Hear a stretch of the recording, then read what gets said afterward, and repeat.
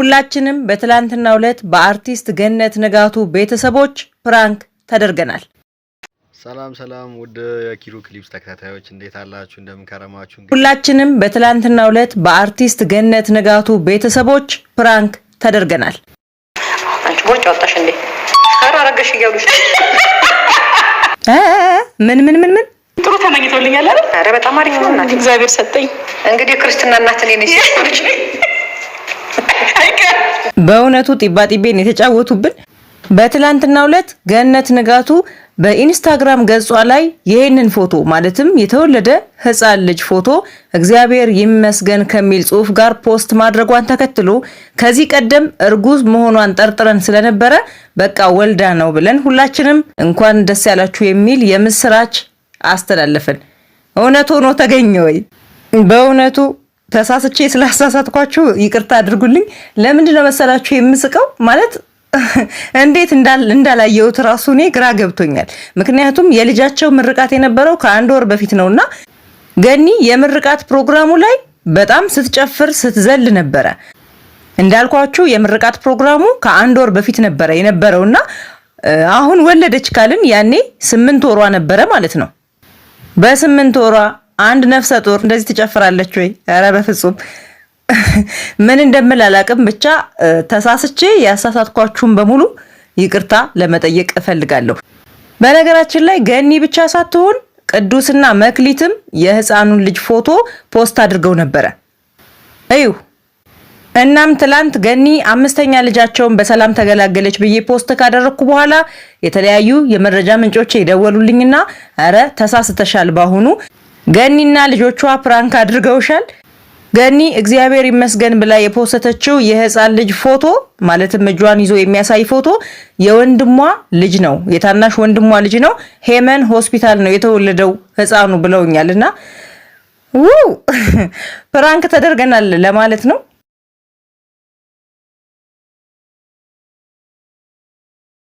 ብዙ ፈተናዎች እና መከራዎች መካከል ያለፋችሁ ያን ጽናታችሁን ትጠብቁታላችሁ።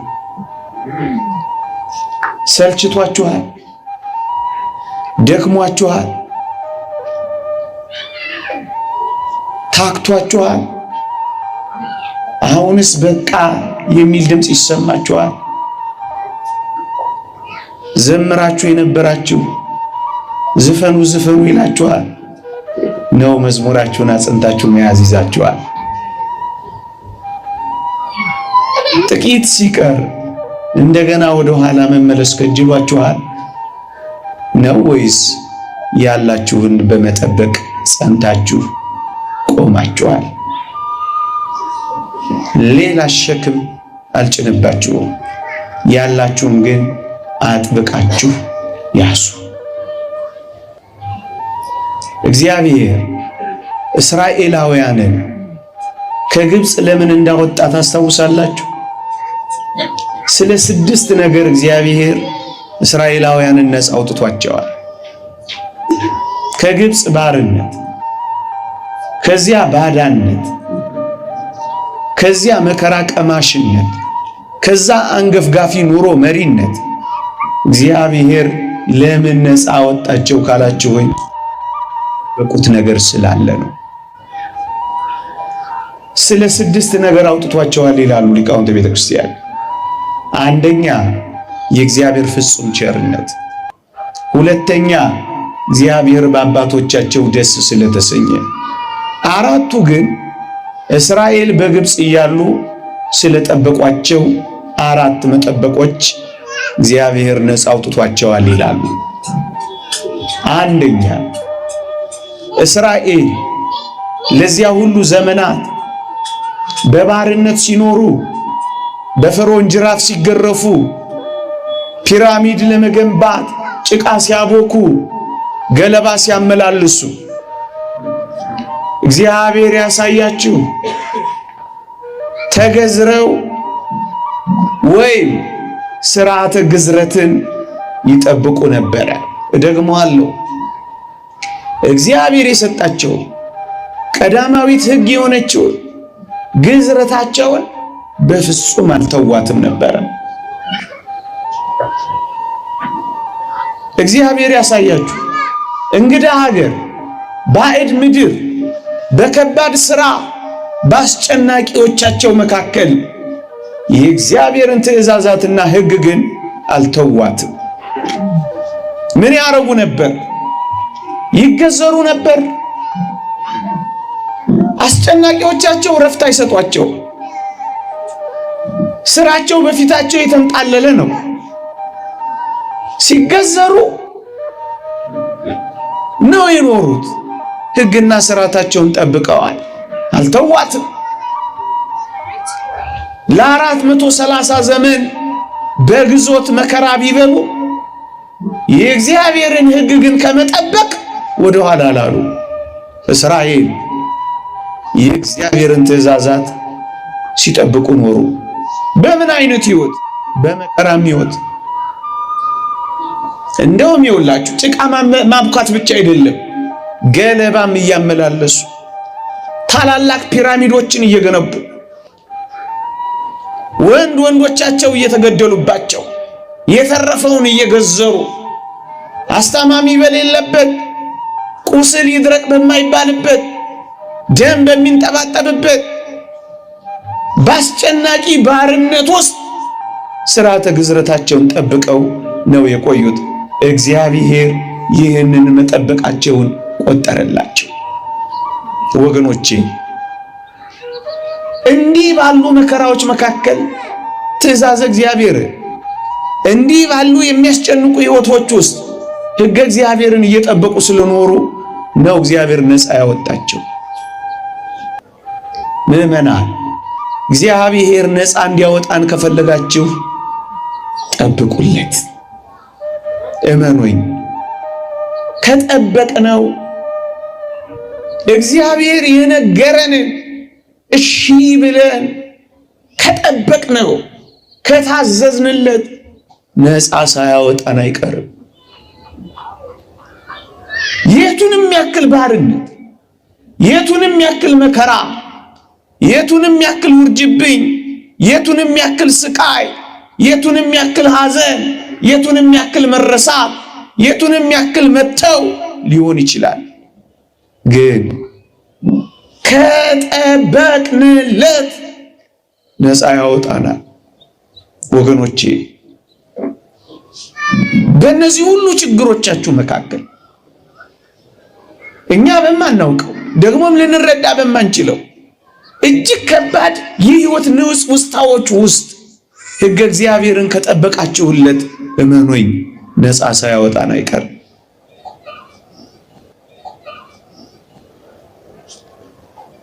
ግዝረታቸውን አልተዉ፣ ስርዓታቸውን አልቸላላሉ። በመከራው ብዛት ይቅር፣ መከራው በዛብን፣ ስቃይ ወረደብን፣ ጅራፍ አረፈብን። ታዲያ ምን ጠብቃል? ምን ሆነን ነው ብለው በመከራቸው ብዛት ተስፋ አልቆረጡ፣ ሕግ እግዚአብሔርን አልተዉ። ወገኖቼ በእነዚህና በመጪዎቹ ጊዜያት ሕግ እግዚአብሔርን የሚያስረሱ መከራዎች፣ ትእዛዝ እግዚአብሔርን ለመጠበቅ የሚያስጨንቁ አጣብቂኞች፣ እግዚአብሔር ትቶኛል፣ እግዚአብሔር ረስቶኛል ሊያስብሉ የሚችሉ ፈተናዎች በሕይወቶችን ሊያልፍ ይችላል።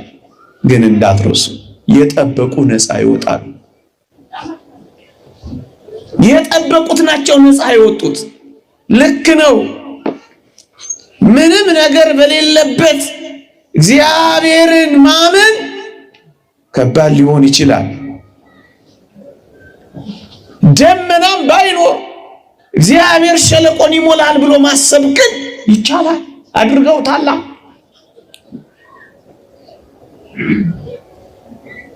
ጤና በሌለበት ውስጥ እግዚአብሔርን ማመንን መጠበቅ እንዴት ያስደንቃል! በመልካም ጊዜ ማመን፣ በመልካም ጊዜ መመላለስ ይቻል ይሆናል። መልካም ባልሆኑ ወቅቶች ግን ወደ እግዚአብሔር መገስገስ ምንኛ ደስ ያሰኛል። ቤት ኦና በሆነበት፣ ልጆች በሚከፉበት ደስ በማያሰኙ ወራቶች ውስጥ ግን እግዚአብሔር ትእዛዛቱን መጠበቅ። እግዚአብሔር ነግሮኝ የለ እጠብቀዋለሁ፣ አዞኝ የለ እፈጽመዋለሁ፣ ነግሮኝ የለ እሺ እለዋለሁ። ነፃ መውጫችንን ልንገራችሁ፣ ትእዛዛቱን መጠበቅ ብቻ ነው። እግዚአብሔር የነገረንን እሺ ካልነው ነፃ ያወጣናል፣ ከምንም ነገር ነፃ ያወጣናል። ነፃ አውጫችን እግዚአብሔር ይሆናል።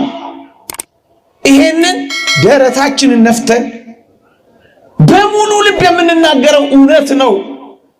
የትንም ያክል አስጨናቂ ነገር እንኳን ቢሆን ለእግዚአብሔር ከታመንለት እግዚአብሔር ለኛ ይታመናል። እግዚአብሔርን እሺ ካልነው እሱ ደግሞ እሺ ይለናል። የእግዚአብሔርን ትእዛዛት በልባችንና በአንገታችን ካሰርነው እስራታችንን ይፈታልናል። ትእዛዛቱን በሚያስጨንቁ ሁኔታዎች ከጠበቅነው የሚያስጨንቀንን ነገር ያንከባልልልናል። ጠብቁት። ጭቃ እያቦኩ ጠብቁት። ገለባ እያመላለሱ ጠብቁት። ከባድ ስራ እየሰሩ ጠብቁት። ይህማ እንዴት ይሆናል? 230 ዘመን አልፎናል። እግዚአብሔር ወይ ትቶናል ወይ ባይኖር ነው ወይ የአባቶቻችን ቃል ኪዳን ቢረሳ ነው አላሉም። ቀን ቢረዝምም እግዚአብሔር እንዳለ አምነዋል። አሁን ችግራችን ይሄ ነው።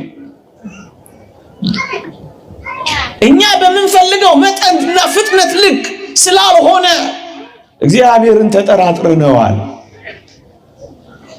እግዚአብሔር ሳይመጣ እንደማይቀር ሳይሆን እየታመን ያለነው ቀኑ መቼ ነው እያል እየተነዛነዝን ነው። እኛ መጠበቅ ያቃተን። ጠብቁ። ደም እያፈሰሱ ጭቃ እያቦኩ ገለባ እያመላለሱ አስጨናቂያቸው የፈርዖን ጅራፍ ሰንበር እያወጣባቸው ጠበቁት። ከነሱ የሚጠበቀውን እያደረጉ ጠበቁት። ወገኖቼ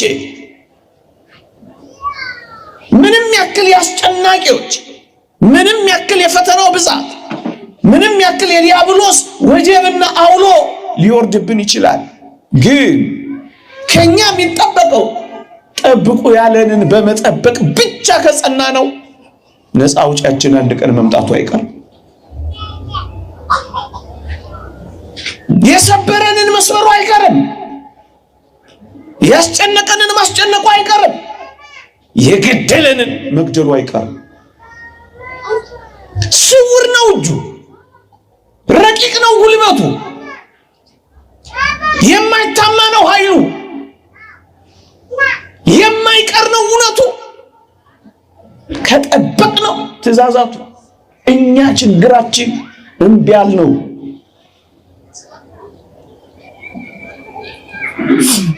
በንስሐ መጠበቅ አቃተን፣ በመመለስ መጠበቅ አቃተን፣ በመጸጸት መጠበቅ አቃተን፣ የምር በማልቀስ መጠበቅ አቃተን። ወለም ዘለም አልን፣ ያዝ ለቀቅ አደረግን፣ ገባ ወጣ አልን፣ ጀምር ተወት አደረግን። ጸኑ ስንባል እንክዳለን፣ ቆሙ ስንባል መጡ ስንባል እንቀራለን፣ ገቡ ስንባል እንወጣለን፣ ጸለዩ ስንባል እንተዋለን፣ ጾሙ ስንባል እንሽራለን፣ ንጹሐን ሆኑ ስንባል እንረክሳለን። ጠብቀን መቆየት አቃተን። ሊሰጠን ሲመጣ ያጣናል። አክሊል ሊያደርግልን ሲመጣ ወድቀናል። ጌታ መቅደስ ውስጥ የጀመሩ መቅደስ ውስጥ አይጨርሱም። በጨዋነት የጀመሩ በጨዋነት አይፈጽሙም። ሊፈልገን ሲመጣ ያጣናል። በትእዛዛቱ አልጸናንም። በነገረን ልክ አልታመንም።